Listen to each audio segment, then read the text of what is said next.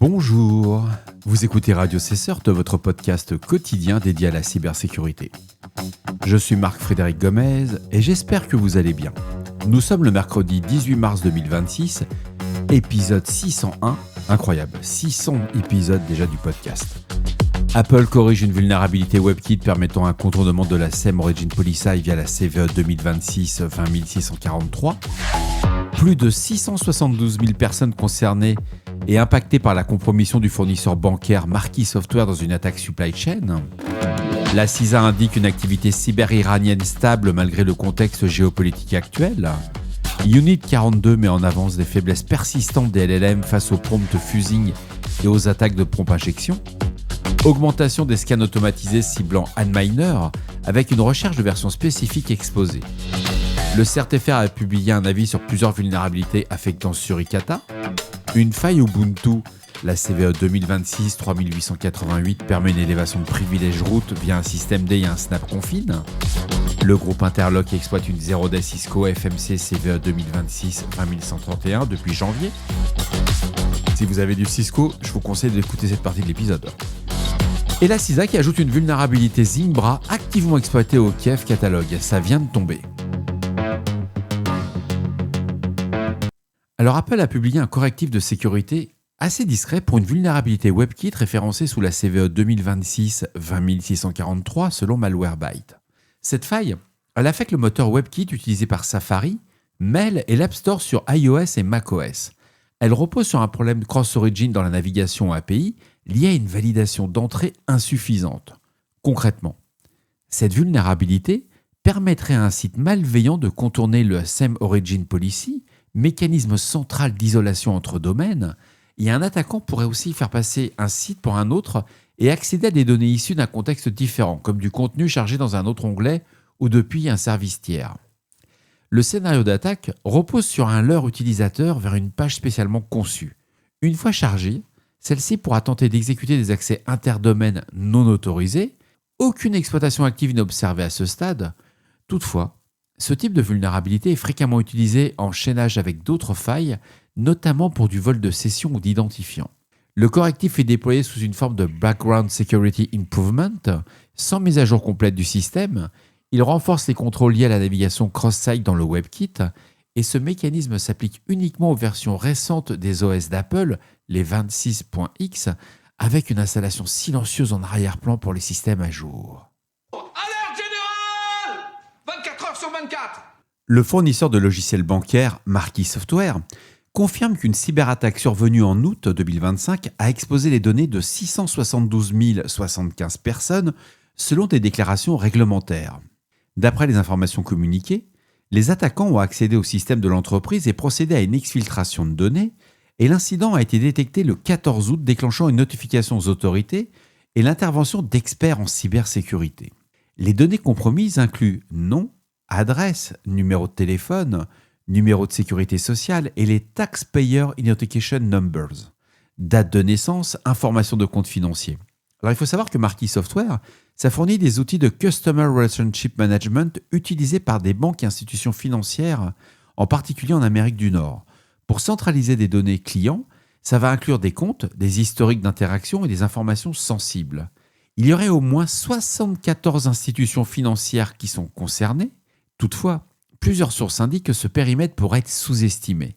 Des recoupements réalisés à partir du registre de violation suggèrent un impact potentiel compris entre 788 000 et 1,35 million de victimes. Selon Comparitech, une notification de violation désormais supprimée indique qu'un ransomware aurait été payé sans confirmation officielle de l'entreprise. Aucun groupe de ransomware n'a revendiqué publiquement l'attaque et les établissements bancaires affectés précisent que leurs propres systèmes n'ont pas été compromis. Seulement les données y ont été exposées exclusivement via la supply chain liée à Marquis Software.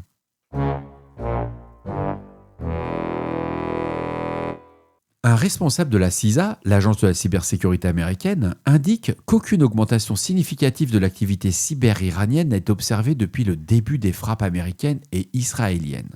Selon des déclarations de Nick Anderson lors du McCrae Cyber Summit, le directeur par intérim précise que la situation reste in steady state. Bon, concrètement, il n'y a rien. À part le bruit de fond qu'il y avait habituellement, il n'y a rien. Il y a peanuts. Et il n'y a vraiment aucune hausse notable de l'activité des threat actors liés à l'Iran. Il souligne néanmoins la nécessité de maintenir une vigilance constante, en rappelant que d'autres acteurs étatiques et groupes cybercriminels restent actifs dans l'écosystème. La CISA continue de collaborer avec les secteurs industriels, notamment dans le cadre de l'incident du 11 mars visant le fabricant de dispositifs médicaux Stryker, et cette attaque est attribuée au groupe Andala, identifié comme affilié à l'Iran. Par ailleurs, Andersen met en avant l'impact croissant de l'IA dans les cyberattaques, évoquant un problème de velocity dans l'exploitation des vulnérabilités. Le délai entre la publication des CVE et leur exploitation tend à se réduire significativement. Bon, concrètement, il a juste redit ce qu'on était en train de dire depuis plusieurs mois. Et la CISA, elle examine actuellement une adaptation des délais de traitement et de rémédiation associés aux vulnérabilités, avec un objectif de réduction du Windows of Exposure, en un mot, combien de temps vous allez rester exposé avant d'appliquer le patch. Et c'est une réflexion qui porte notamment sur l'évolution des timelines de publication et d'actions associées au CVE faites dans le fameux catalogue Kev. C'est toujours facile quand on a 3 serveurs. Quand on en a plus de 40 000, 50 000, c'est pas du tout la même chose. Mais hyper intéressant à suivre.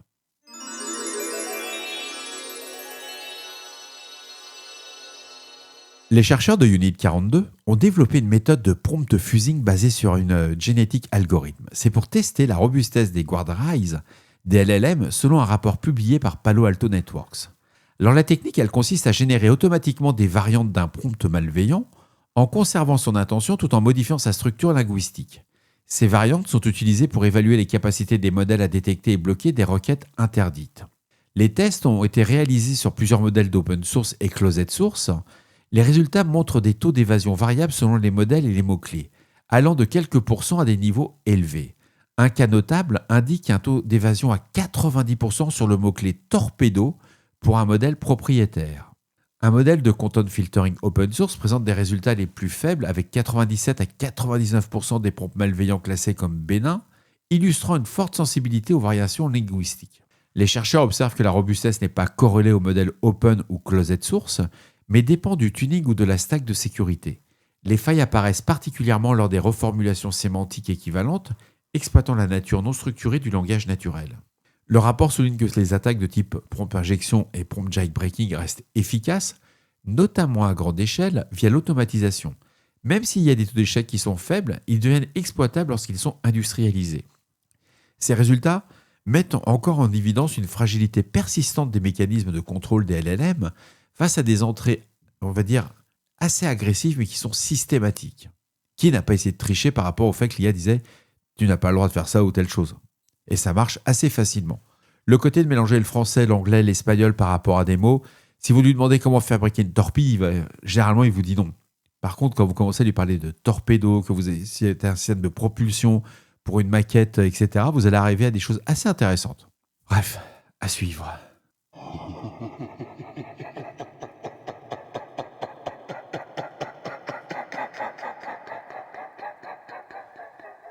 Selon Johannes Ulrich du Sens Institute, une augmentation notable des scans ciblant Antminer est actuellement observée sur des honeypots. Alors Antminer, c'est un outil de gestion des bases de données en PHP conçu comme une alternative simplifiée à PHP-MyAdmin. Il se distingue par une architecture minimaliste reposant sur un fichier PHP unique sans aucune configuration préalable. Et contrairement à PHP-MyAdmin, Antminer ne gère pas d'authentification propre.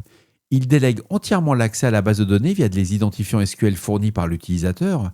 Et ce modèle repose donc sur des mécanismes de contrôle d'accès natifs des bases de données. Cependant, cette approche expose directement les identifiants aux attaques de type brute force et Antminer limite les tentatives à 30 connexions en 30 minutes, mais reste dépendant de la robustesse des mots de passe. L'absence native de multifactor authentication de la MFA constitue également une limite, bien que des plugins de sécurité puissent ajouter des mécanismes comme OTP, et les scans observés montrent une évolution des techniques. Les attaquants ne recherchent plus uniquement des chemins standards, mais ciblent des fichiers spécifiques, incluant des versions et variantes comme Antminer-5.4.2-MySQL-en.php. Cette activité indique une phase de reconnaissance automatisée visant à identifier des instances exposées et potentiellement vulnérables. L'augmentation du volume et de la diversité des requêtes suggère une industrialisation des scans ciblant de cet outil. Mais moi, ce qui m'a choqué dans l'article, c'est pas le fait qu'il y ait des scans, c'est qu'il y a encore des gens qui exposent publiquement des instances d'administration de bases de données sans aucun filtrage IP, quoi. La base, quoi. Et franchement, le gars, il se fait poncer, mais même pas qu'il appelle une équipe de réponse à incident, quoi. Qui brûle avec son serveur MySQL, quoi.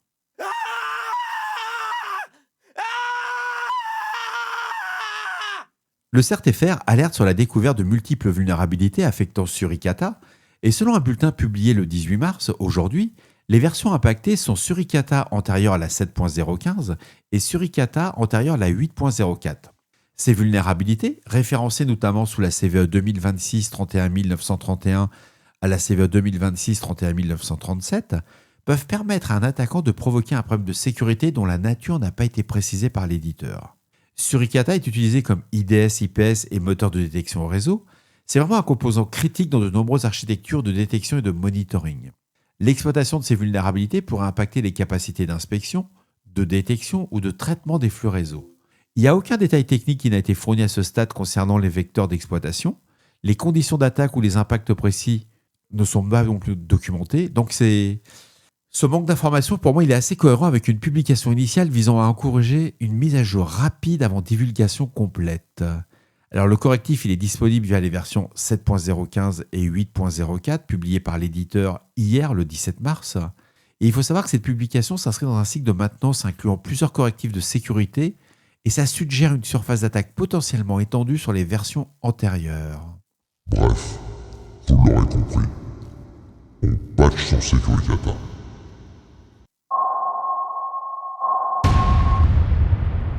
Les chercheurs de Qualys signalent une vulnérabilité de type Local Privilege Escalation, référencée sous la CVE 2026-3888, qui affecte Ubuntu Desktop 24.04 et versions ultérieures.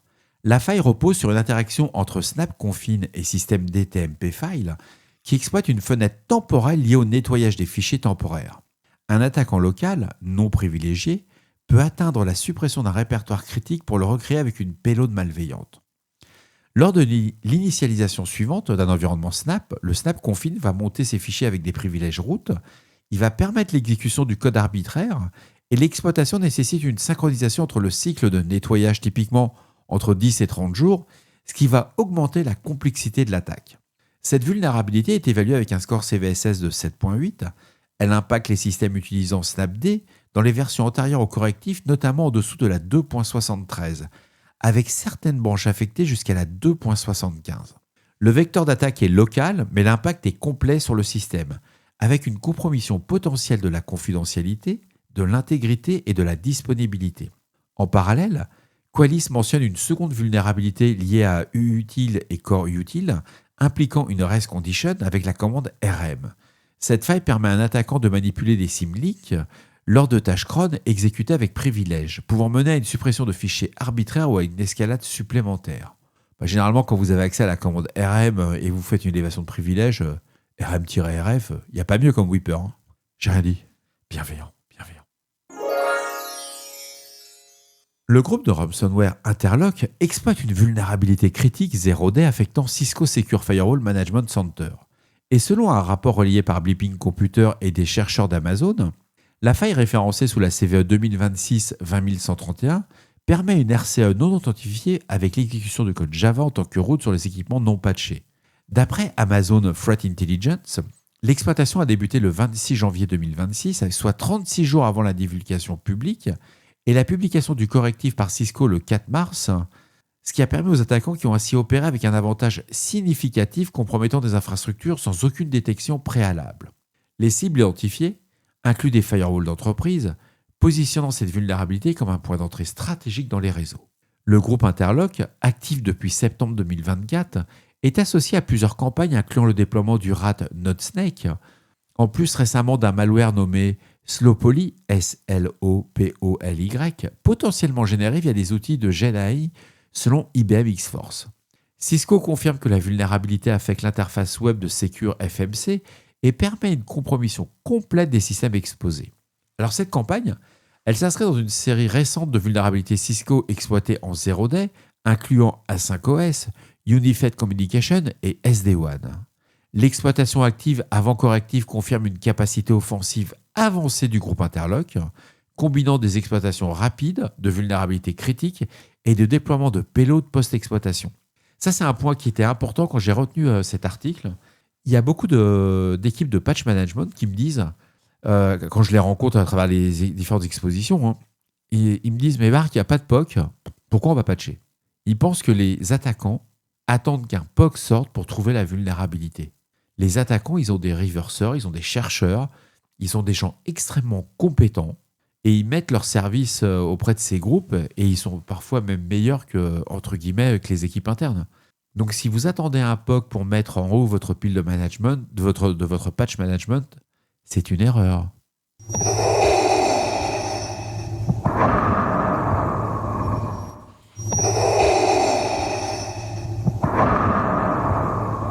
C'est une grave erreur. La CISA annonce l'ajout d'une nouvelle vulnérabilité activement exploitée dans son CNO Exploited Vulnerabilities Catalog, selon une publication du 18 mars. La vulnérabilité concerne la CVE 2025-66376 affectant Synacor Zimbra Collaboration Suite, le fameux ZCS. Il s'agit d'une faille de type cross-site scripting. L'inscription au KEF Catalog confirme l'existence d'une exploitation active in the wild. Ce type de vulnérabilité constitue un vecteur d'attaque fréquent, permettant notamment l'injection de scripts malveillants dans les interfaces web et l'exécution de code côté client. Le KEV est maintenu dans le cadre de la directive BOD 2201 qui impose aux agences fédérales américaines de corriger les vulnérabilités listées dans des délais contraints. Mais même si cette obligation concerne uniquement les entités FCEB, la CISA souligne que ces vulnérabilités représentent un risque significatif et doivent être priorisées dans les processus de vulnerability management. Alors l'ajout de cette CVE indique une activité offensive ciblant des environnements Zimbra souvent exposés sur Internet et historiquement visés dans des campagnes d'exploitation et de compromission de messagerie.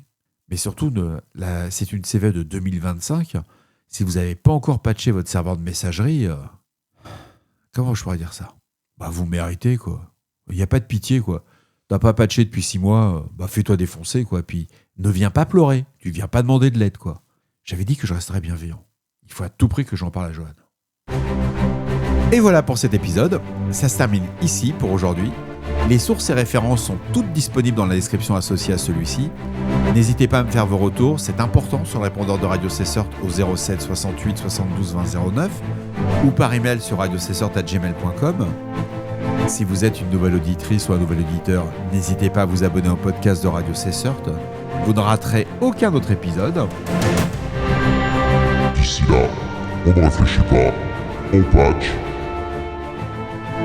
Prenez soin de vous. Je vous embrasse très fort et à demain pour un nouvel épisode. Au revoir.